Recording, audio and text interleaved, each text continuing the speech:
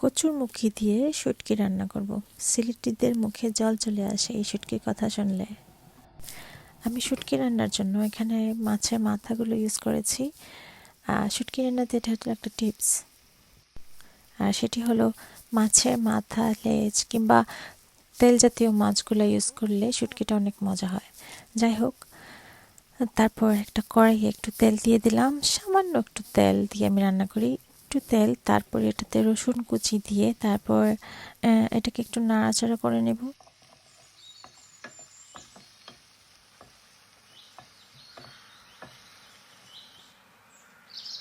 রসুন পেস্ট আছে ফ্রোজেন, সেগুলো দিয়ে দিলাম।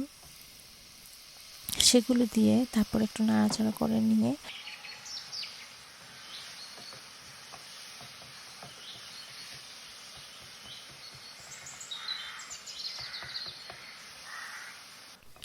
এরপরেতে মাছের মাথাগুলো দিয়ে দেব, যেগুলো লবণ এবং হলুদ দিয়ে মেখে রেখেছিলাম। এখানে অনেক রকমের মাছের মাথা আছে, আমি এগুলো আসলে জমিয়ে রাখি শুটকি রান্না করার জন্য। যাই হোক, কিছু শুটকি ধুয়ে, বড় মাছের শুটকি ছিল এটা, ধুয়ে তারপর পরিষ্কার করে রেখেছিলাম।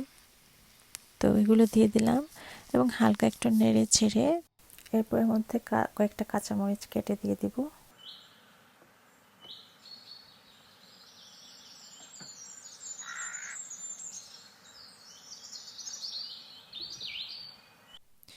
এরপর এতে কচুর মুখিগুলো দিয়ে দেব, দিয়ে একটু নাড়াচাড়া করে এটাতে ভালো করে মিশিয়ে নিব।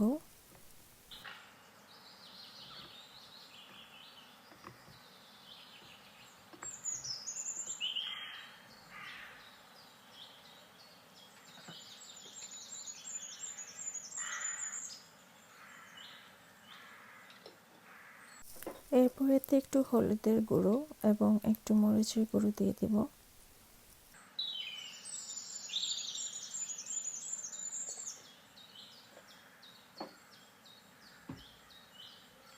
তারপর এটাতে যে পরিমাণ ঝোল চাই সেই পরিমাণ পানি দিয়ে এটাকে ঢেকে রেখে দেব রান্না করার জন্য।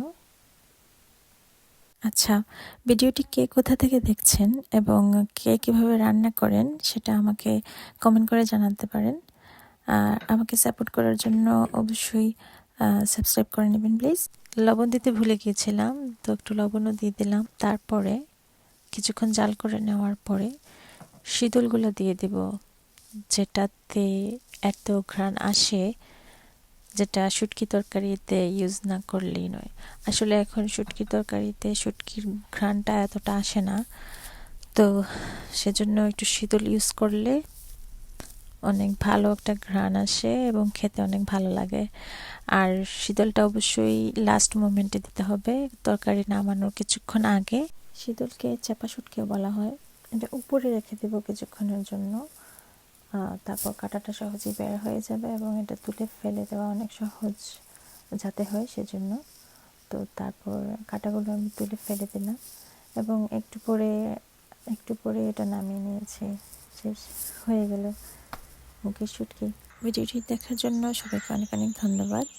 আসসালামু আলাইকুম।